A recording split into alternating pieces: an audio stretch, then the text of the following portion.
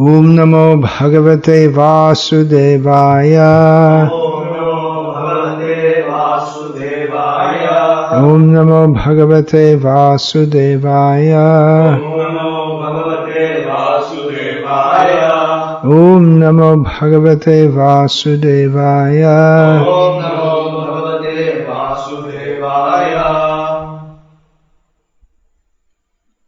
Om Jnanatimirandhasya Jnananjana Shalakaya Chakshurunmilitam Yena Tasmai Shri Gurave Namaha. In Sri Vishnu Sahasranama, name 518 is Mukundah. Well known and favorite name among the devotees, and Vyasadeva likes it also. It comes up 83 times in Srimad Bhagavatam. I just had thanks to the Veda base, we can make such a search. The most occurring name is Krishna, 712 times in Srimad Bhagavatam. But that also includes when it's not the name of Krishna. It can be used to mean black also.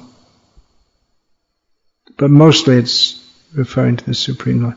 Bhagavan, I didn't check through because there's so many times Sri Bhagavan Uvacha.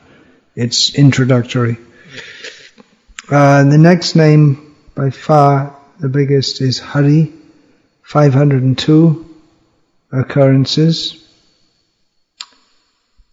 Govinda, 68, less than Mukunda. Madhava, only 38. How many times Gopinath comes? Any guesses? 0. The name or the word Gopal comes 24 times, but it mostly doesn't refer to Krishna. Mostly refers to the cowherd boys or the cowherd men. And it may refer to Krishna, Gopala Sutta, and often, so hardly, not much referring directly to Krishna. Of course, there are whole stotras, Gopala Sahasranama is there. We also have Mukunda Mala Stotra. Achyuta, the name comes up 176 times. Important name. Vishnu, I didn't. That definitely comes many times. Narayan's 150. Madhusudan 19. Murari 9. Keshava 50. Janardhan 33. So definitely Rama I didn't look up. Rama in the 10th canto will mostly refer to Balaram. And then in the 9th canto to Raghupati Raghava Raja Ram. It doesn't refer much to Krishna directly. So, it's a favorite and common name. The name given in both by the Sri Vaishnava commentator Parashara Bhatta and Shankaracharya, they both give the same meaning. The one who gives liberation. That's the general understanding of the name. Although, according to general Sanskrit grammatical rules, you couldn't translate the name Mukunda as the giver of liberation. But both Shankara and Parashara Bhatta, they quote a rule from Parnini, which more or less says that, well, that's what all the ancient great people said, so you can go along with it. Arsha Prayog, we would say. That it's accepted, that's the meaning. Even though, according to other grammatical rules, it doesn't fit. So they all agree, Mukunda means the giver of liberation.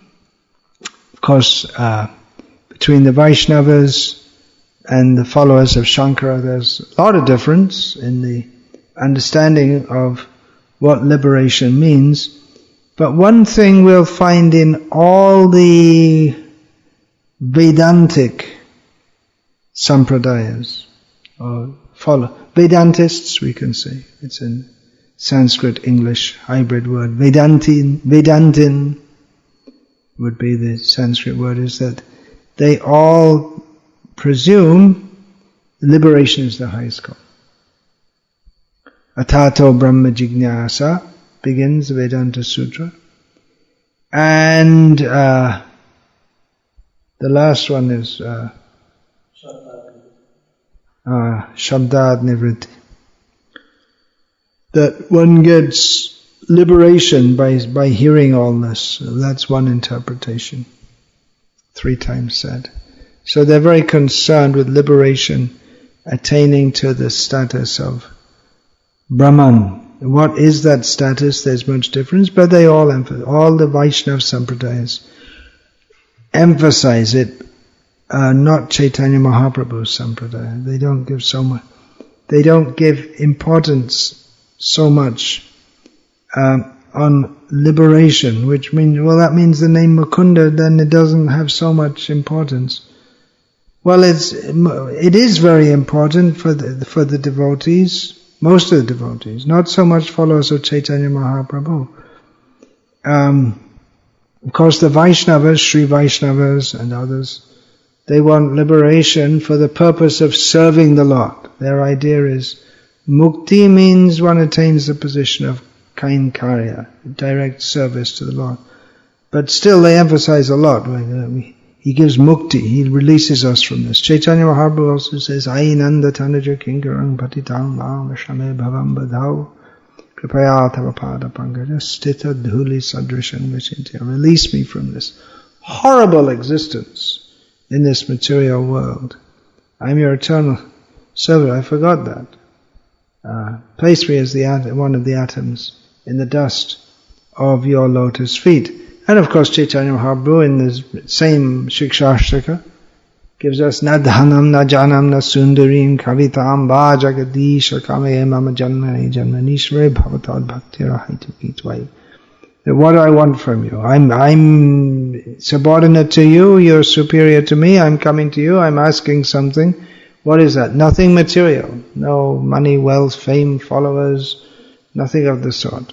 And not even liberation. Only I desire the opportunity to serve you, even if that's in every birth.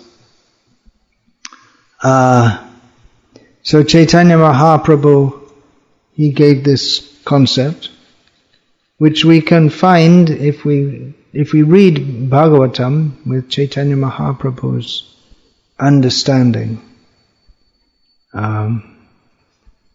Then we can find that simply to be liberated is not the goal of the devotees. The pure devotees, they only want the opportunity to serve Krishna. This name comes up many times in Bhagavatam. I'll just recite a couple of verses. The gopis also, they address or refer to Krishna as Mukunda. Why so? Gas kabu, Hare.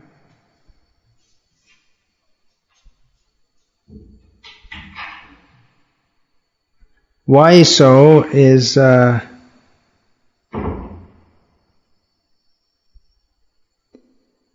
we'll get to that. So it's a very favorite and common name. Here's a very beautiful verse from the first canto. Narad Muni's instructions to Vyasadeva, in which he's stating that he's describing how you went through all the Vedas, you did your job, well done, but you just missed the point, that's all. Shrama eva hi kevalam. So he describes the glories of pure devotional service to Vyasa. Therein he states, Navaijano jatu katanchana vrajin mukunda sevyanya vadanga sangsritim smaran mukundang hyupaguhanang punavihatamichin narasagraho janaha. The word Mukunda comes up twice here. Mukunda Sevi, the servant of Mukunda, and Mukunda Angri, the lotus feet of Mukunda. He says, my dear Vyasa, even though a devotee of Lord Krishna sometimes falls down somehow or other, he certainly does not undergo material existence like others, fruitive workers, etc. Because a person who has once relished the taste of the lotus feet of the Lord can do nothing but remember that ecstasy again and again. So that's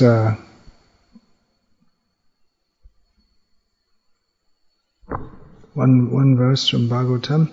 From the I'm just choosing here because I'm not going to recite all 80 plus verses from the Bhagavatam now. From the 10th canto of Bhagavatam, description of the rainy season and autumn. Now this chapter describes the rainy season and then the autumn. So a description of the autumn. Sharad. Sharadarkang shu jangs ta pan bhutanam udupo harat. Can you understand that? Sharad means the autumn. Arka, do you know what Arka means? That name will come up, still to come up in Vishnu Sahasranama. It's one of the names of the sun. Arkangshu means the rays of the sun. Jangs ta pan, so it means the heat of the sun rays in autumn. Bhutanam udupo harat. Udupo, you get any idea what that means? Bhutanam means all living beings. Udupo, udupaha means the moon. Aharat, the moon, the autumn moon removed the distress. Tapa can mean heat and it can mean distress. So it removed the distress of all living beings from the heat. Dehabhimana jangbodho mukunda vrajayoshitam. The autumn moon relieved all creatures of the suffering caused by the sun rays, just as wisdom, in this chapter there are many, it describes some natural phenomena and then gives an analogy to go with that. Just as wisdom relieves a person of the misery caused by his identifying with his material body, and as Lord Mukunda relieves Vrindavan's ladies of this distress caused by their separation from him. So there's another idea of Mukunda. He liberates, can liberate you from, mostly people think of liberation, dehabhimana jang buddhi, the idea that I am this body, the abhiman, that sometimes is translated as conceit, or the conception that I am this body. Mukti means to be freed from that conception. But for the gopis, their idea of Mukunda being free, he releases us from the pain of separation from him. So that's a completely different take on liberation. The gopis, they don't want to be liberated and merge into some impersonal Brahman. They want to be with Krishna. So he relieves them from the distress. That's also, during the daytime, they don't get to see him. During the night, with the moon, they get to see him more. In the daytime, they're in Vrindavan suffering every moment, like 12 years or more. in separate, the days go on very long, dragging out. Then he comes home in the evening, and then at night they all go out. The moon is their companion in their pastimes. So there's all kinds of poetic nuances in this. If one has good knowledge and feeling and is blessed by Shuddha Saraswati, one can enter into all the nuances of this Bhagavatam. One can enjoy Bhakti Rasa. So this is the mukti that pure devotees aspire for. That is why the name Mukundah is very dear to pure devotee. Not because, oh Mukundah, okay, just shoot me off to the impersonal Brahman. Devotees don't want any such thing. They want to be liberated from this material consciousness, so that they can become eligible to serve Him. That's the meaning which the aspiring devotees they aspire for. They don't pray for liberation from material existence per se, from material suffering, but they aspire from freedom from material consciousness, dehabhimana, as mentioned in this verse, of identifying with the body, or identifying with the mind. They want to identify themselves as servants of Krishna. So we can pray to Mukundah for this consciousness. Liberate me from the foolish consciousness of considering myself to be the body or the mind or anything else but your servant. And that is the meaning of then one can enter the spiritual world and serve Krishna. That is the meaning of mukti given in the Srimad Bhagavatam. Muktir hitvanyata rupam swarupena vyavastitihi. Mukti means to give up these presumed or assumed forms and attain and be situated in one's actual form. Here's another usage of the word Mukundah from the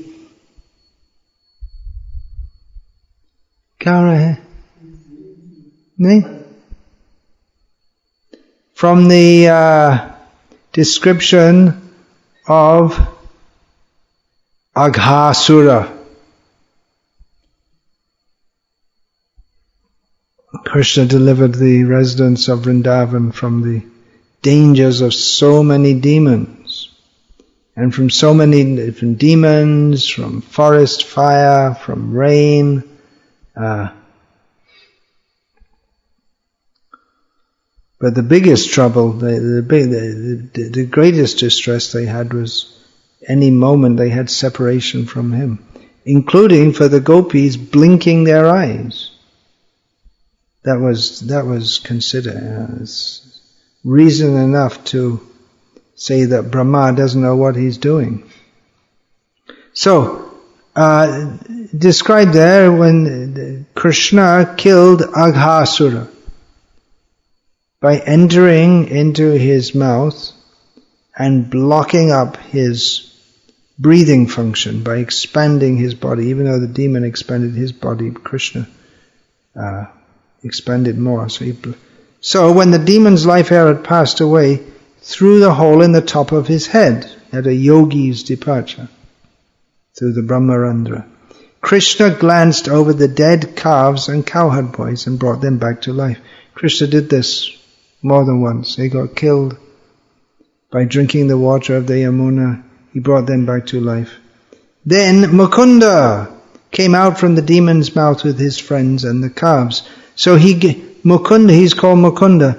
He killed Aghasura and in this way gave him liberation. Everyone saw that the spirit soul of Aghasura came out and entered into Krishna's body. So he gave Aghasura liberation, while he gave liberation to his friends from being in the body of Aghasura, Agha. Agha, Bhaka, Putana. He was the last one. Putana got killed, then Bhaka got killed. They're all brothers and sisters. What a family. So Krishna finished them all off.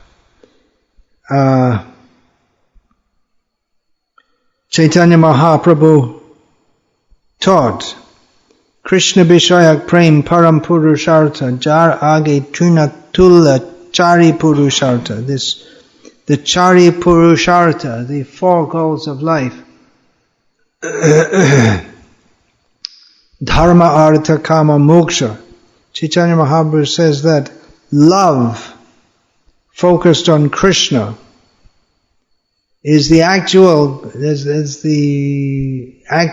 highest goal of human life, in comparison with which all this dharma, artha, kama, moksha is just insignificant.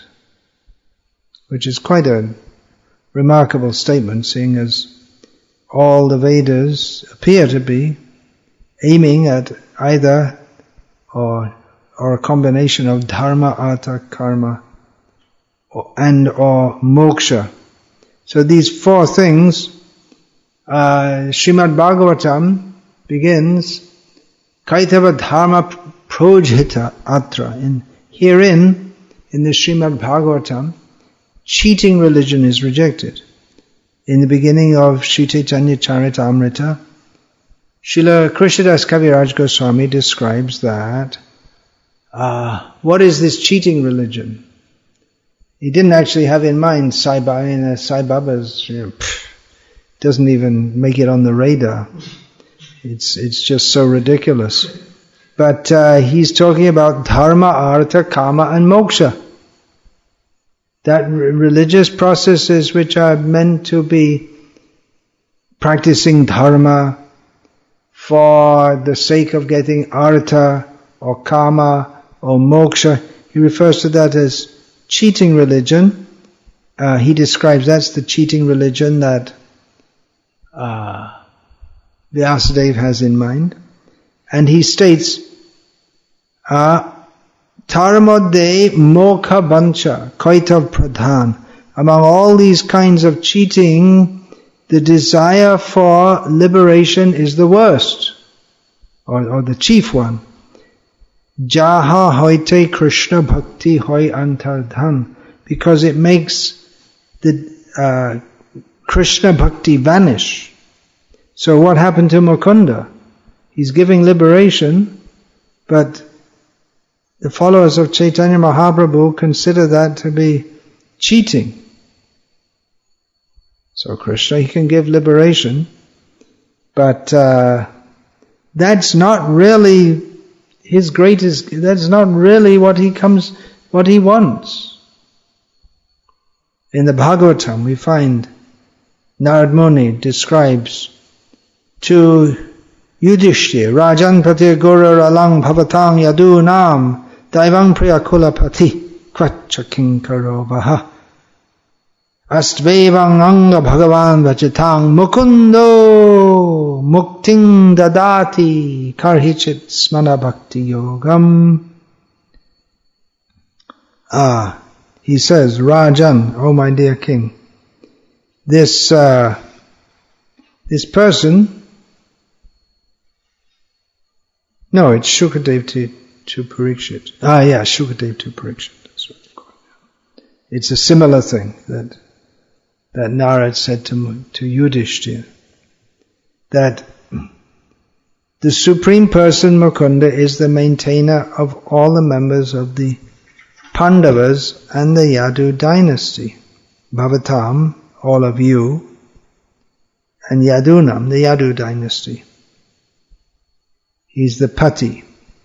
He is your spiritual master, worshipable deity, friend and director of your activities. He sometimes serves your family as a messenger or servant. This means that he worked just as like a servant. He became your servant. Those engaged in getting the Lord's favor attain liberation from the Lord very easily. but he does not very easily give the opportunity to render direct service unto him. In other words, he's Mukundah, but that's not Mukundah. He gives mukti. I want mukti, okay. But bhakti, he won't give that very easily, because by bhakti he comes under the control of his devotee. Then he's obliged, he feels himself obliged to become the servant of the devotees. In this regard, Bilvamangal Thakur in his Krishna Karnamrita states, as often quoted by Srila Prabhupada, Bhaktistvai stira tara Bhagavan yadi syad daivena na phalati divya kishora murti mukti swayam mukhalitanjali sevate sman dharmartha kama gataya samaya pratikshaha. If I am engaged in devotional service unto you, my dear Lord, who is mukti. No, he didn't say mukti, but the word mukti is. If I'm engaged in devotional service unto you, then very easily I can perceive your presence everywhere. As Divya Kishora Murti, the divine form of a youthful boy. And as far as liberation is concerned, Mukti stands at my door with folded hands waiting to serve me, along with Dharma, Artha, Kama and Moksha. So devotees, they don't think this Mukti, they don't give so much importance. One of the characteristics of pure devotional service, one of the 6 characteristics of pure devotional service that Rupa Goswami describes is Mukti Laghutakrit. Makes Mukti Moksha Laghutakrit. Thank you. It makes Moksha or Mukti seem very insignificant.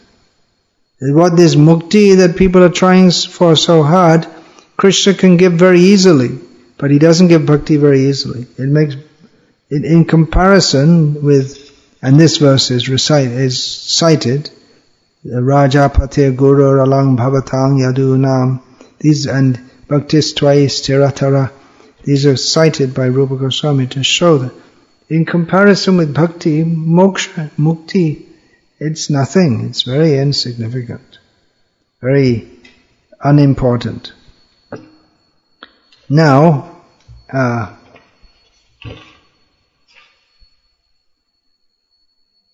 here is a verse from the 10th canto, Brahma's prayers to Krishna.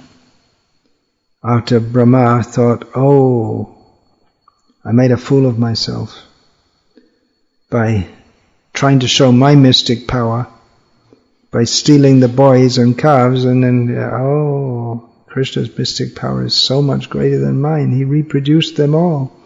For a whole year they were going on, and their parents, and they didn't know. So, Brahma, among his important prayers to Krishna, he says, Agyana Sangyo Bhavabandha Mokshao Dvo Namananyao Stat Ritagya Bhavat Ajasra Chityatmani Kevale Pare Vicharyamane Tarana Vivahani. Now, just consider this about moksha. The conception of material bondage and the conception of liberation are both manifestations of ignorance. So people are interested in mukti, but Brahma says anyway, the whole idea of being mukti or non-mukti, it's all a manifestation of ignorance. Being outside the scope of true knowledge, they cease to exist when one correctly understands that the pure spirit soul is distinct from matter and always fully conscious. At that time, bondage and liberation no longer have any significance, just as day and night have no significance from the perspective of the sun. In other words, as long as we're in the position of ignorance, we think that mukti is something very important. But when you're liberated, you see, anyway, what does it mean, this mukti? It's a meaningless thing.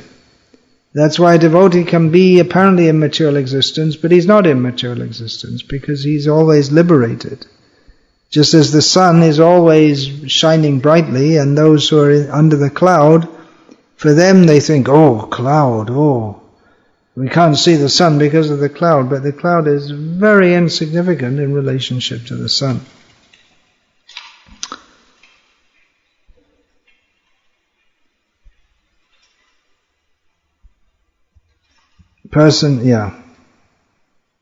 This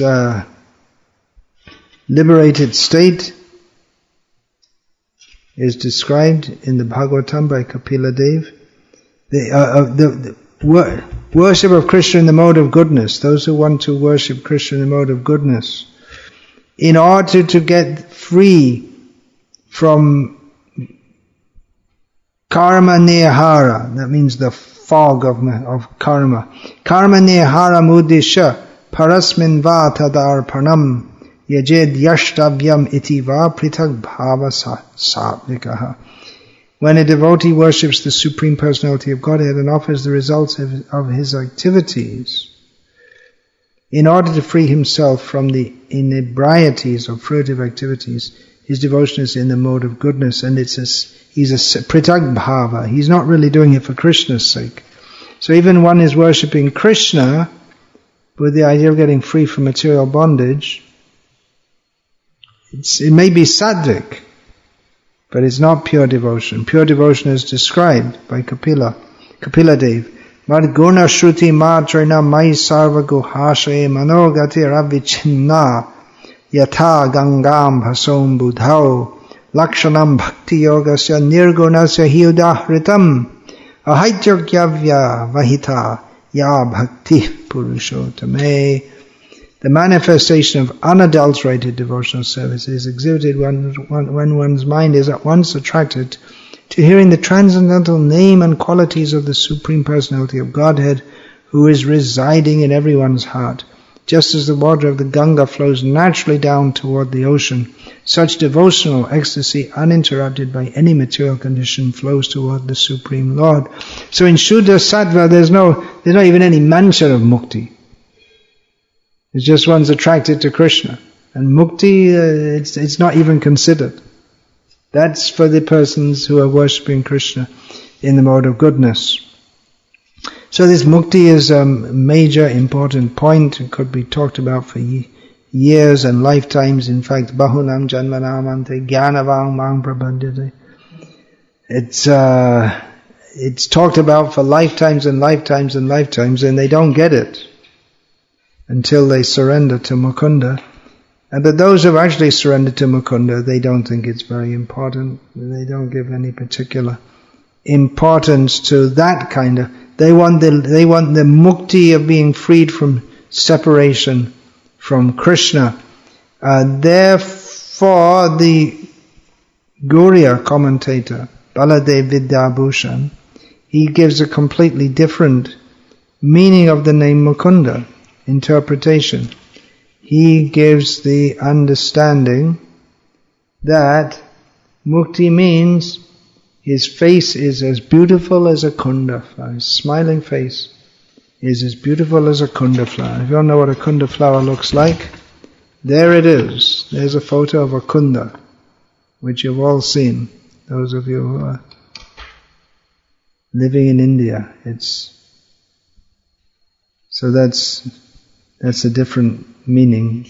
Again, as the Sanskrit goes, I don't know. Mukh means face, but not mukh. It's mukh. So it's, mu means mukh, and mukunda. Kunda is the kunda flower, which is also mentioned in the Bhagavatam. The gopis, when searching for Krishna, they ask all the different flowers and trees, where is Krishna? Have you seen him? So it's known to be very white. So just like in the Western world where there's snow very, very white. So they may say white as snow. So in the Vedic and corollary literatures, in the kavyas and so on, they'll say as white as kunda, very white. Beautiful white teeth are often compared to kunda buds. It is especially sacred to Vishnu, so it's very good for offering. It's in the modern scientific taxonomy, I believe that's the word, it's described as within the genus of jasmine. So all the members, all the flowers which are classed as jasmine, they're very dear to Vishnu, they're very suitable for offering to him. Here's an example of kunda in Sanskrit literature from one Shubhashita. There's a collection of Shubhashita. Shubhashita mean there are various collections of nice sayings which are in Sanskrit verses, and they may be from here and there. Ete sumalasad rajanti kunda kaurakaha shita bhita lata kundam ashrita ivatarakaha. These kunda buds shine with a glistening sheen as if stars, terrified of the cold, have taken refuge in the kunda creeper. So it's very, that means someone has seen the kunda flower just budding and appreciated and inspired by Saraswati, has given some poetic description of, it's like the stars have run inside to the kunda creeper to take shelter there. Shita bhita lata kundam ashrita ivatarakaha. So there's an example of that. Is there? No, just one. Okay, this is some biological. Oh, yeah, there is another. Kalidas writes, Kundai savibramavadhu hasit avadatair udyotitanyupavanani manoharani chittam munerapi haranti nivritta ragam prageva ragamalinani manansi pungsam. The grounds, enchantingly lit up with kunda flowers white as the laugh of women at play, distract even the ascetic who has renounced all human affection. How much more ordinary men tainted by passion.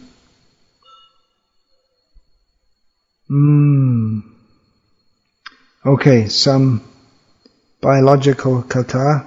The kunda is one of the many forms of jasmine found in India, identified as Jasminum multiflorum or Jasminum pubescens.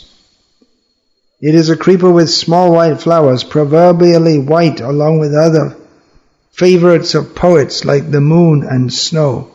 And like foam and any white object, flowering kundas represent laughter, not fragrant except early morning, just at sunrise. It emits very delicate fragrance. So it's a bit biological, another discussion. So if you can remember all those things, then next time you hear the name Mukundah, you can think of all these things. Hare Krishna.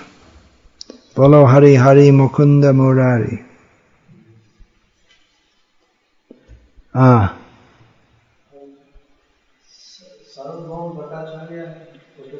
Yeah, he quoted that verse, and then he wanted to change the mukti to bhakti, but Chaitanya Mahaprabhu said, no, you can't change.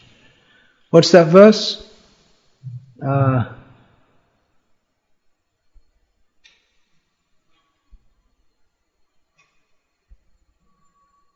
Muktida. What is that verse? Just look up Muktida.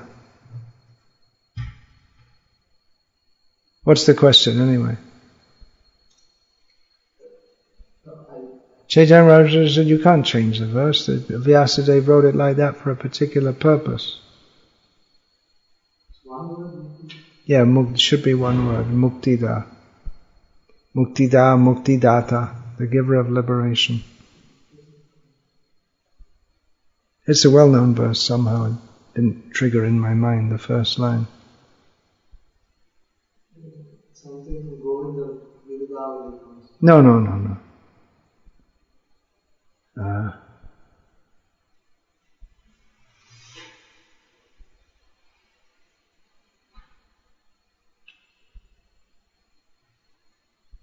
You can give it to me. I'll find it.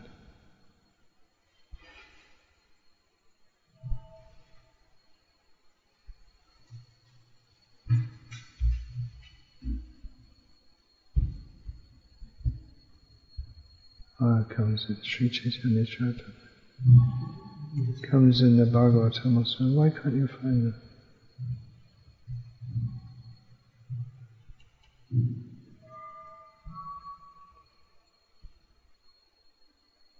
Oh.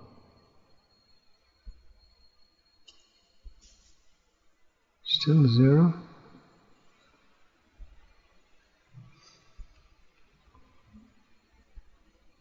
Oh, now I understand what's the problem. What is it's been checked here. I didn't see that. Yeah, but it should come in, but Sri Chaitanya Charitamrita.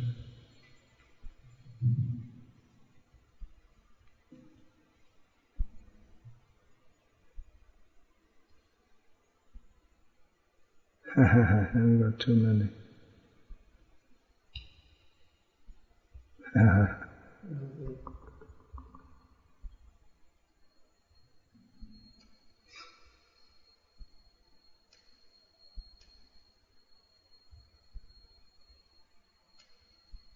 And then it's about what chapter?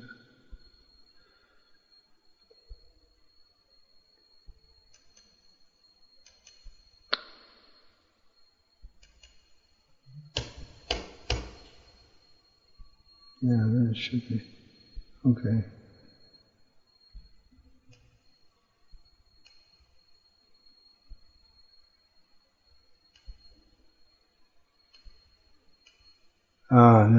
There it is. Bhakti Pade. Ya tate nukamban susamikṣamano bunjane vatma kritang vipakam.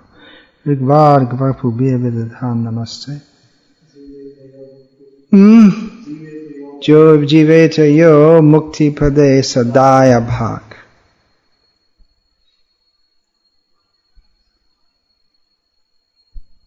Well, that's a specific context, isn't it? That Krishna delivers one from all material misery. So the devotee thinks, well, he can deliver me if he wants to, but he's not, so I just accept it.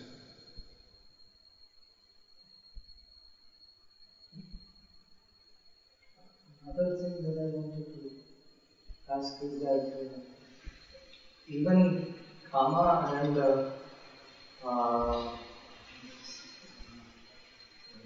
even Kama and Artha are also spiritually, it's like spiritual suicide. So, increase of Kama and Artha also takes one away from Krishna. So yeah, that's Kaitav Dharma, Kama and Artha, but not as bad as moksha. The idea of moksha without bhakti means that you want to merge in some impersonal Brahman, so that kills bhakti.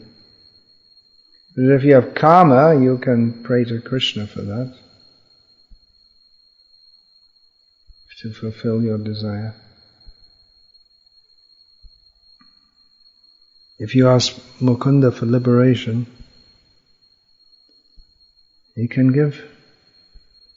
But people who do, they if you ask Mukundah, then akama sarva kama va moksha kama udara dihi ti rena bhakti yogena yajita purusham. And if you want him, even if you want him personal liberation, you can worship Krishna. Then your desire may change. Like the 4 Kumaras. or Shukadev. Because Amaramaschamuneo Nigrantha Apyarukrame Kurvantya Haituking Bhakting Itam Bhuta Guno Harehe. They become attracted.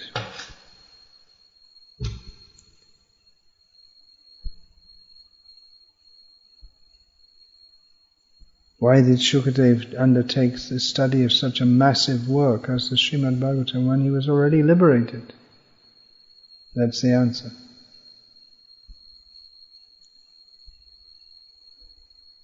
He himself said, what is that? I can't remember that, my brain's not.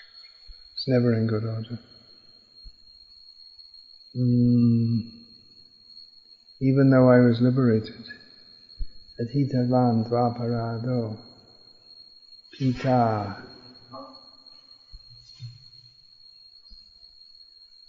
Pita Dvapayane Vayam, something like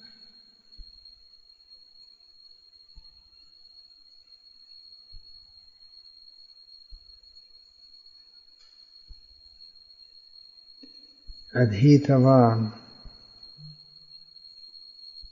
I studied it at the beginning of Dwapara Yuga, which means the end of Dwapara Yuga. What is that?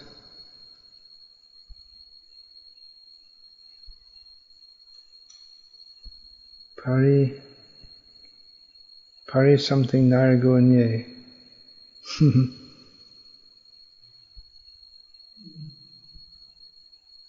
It's in Bhagavatam. Oh, then leave it. Okay, give it to me then.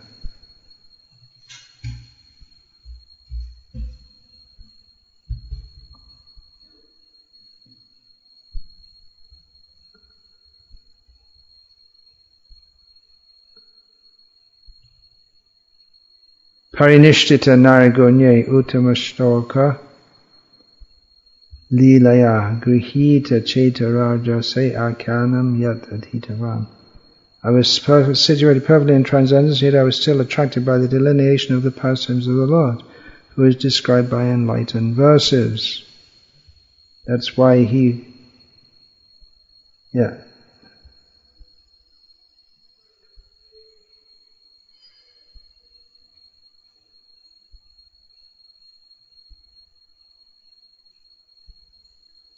Then how do you get to the... And it comes again.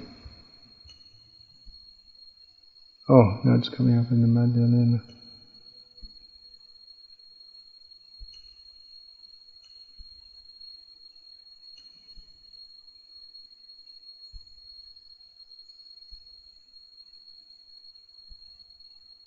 Yeah, there it is. Idang Bhagavatam Nama Puranam Brahma Samitam Adhitavan Dvaparado Pitur Dvaipayanadaham. At the end of Dwapara Yuga, I studied this great supplement of Vedic literature named Srimad Bhagavatam, which is equal to the Vedas from my father, Srila Dvaipayana Vyasadeva. This is all the reply.